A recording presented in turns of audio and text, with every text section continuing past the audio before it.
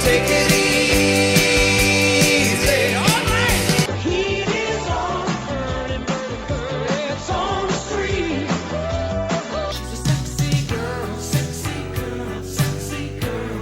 She's a very sexy girl. Concrete under your feet.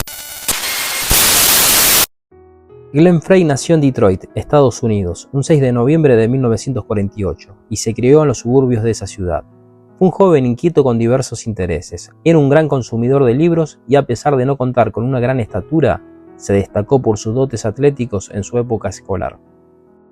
Frey tomó lecciones de piano desde los 5 años por insistencia de sus padres y las mantuvo hasta poco antes de su adolescencia. Asistió a la universidad, pero con cierta reserva, porque prefirió dedicar su tiempo a la música, a las mujeres y a fumar marihuana.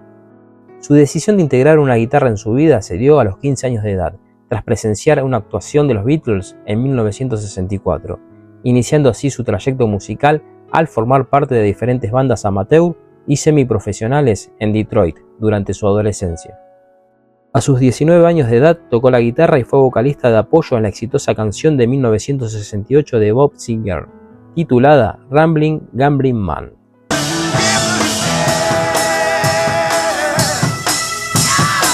Fue el cantautor de la banda de rock The Eagles, siendo el líder vocalista de éxitos como Tequila Sunrise y Take It Easy. También lanzó 5 álbumes como solista en la que obtuvo certificación de oro. La carrera musical en solista de Frey alcanzó su máximo esplendor en 1985 con el éxito The Heat Is On para la banda sonora de la película Beverly Hills Cop de Eddie Murphy, así como la contribución de Frey a la banda sonora de Miami Vice con You Belong to the Sea, que también fue un éxito de taquilla. A su vez fue actor de televisión, en donde tuvo la ocasión de participar en un episodio de Miami Vice, en el que también aparecía una de sus canciones en la banda sonora. Pero su papel más importante sería en la película de Jerry Maguire, de Cameron Crowe. A finales de los 80s y principios de los 90s hubo cambios importantes en la vida de Glenn, ya que en 1986 padeció de diverticulitis a tal grado que tuvo que ser hospitalizado.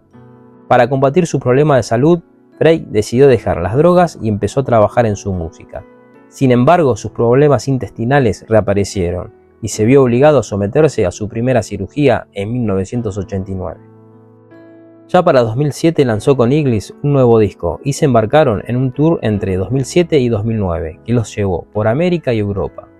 En 2012 lanzó su primer álbum solista en 20 años y entre 2013 y 2015 una gira de conciertos tuvo lugar, visitando América del Norte, Europa y Oceanía, en el cual estuvo presente. Sin embargo, la salud de Frey cambió repentinamente, teniendo que ser sometido a una cirugía intestinal en noviembre de 2015. Pero hubo complicaciones derivadas de una artritis reumatoide, colitis y neumonía. Las dos últimas enfermedades fueron causadas por la medicación que estaba tomando, para combatir la primera que venía padeciendo desde hace más de 15 años. A raíz de todo esto, la vida de Frey se apagó, falleciendo finalmente el lunes 18 de enero de 2016 a los 67 años de edad en un hospital de Nueva York.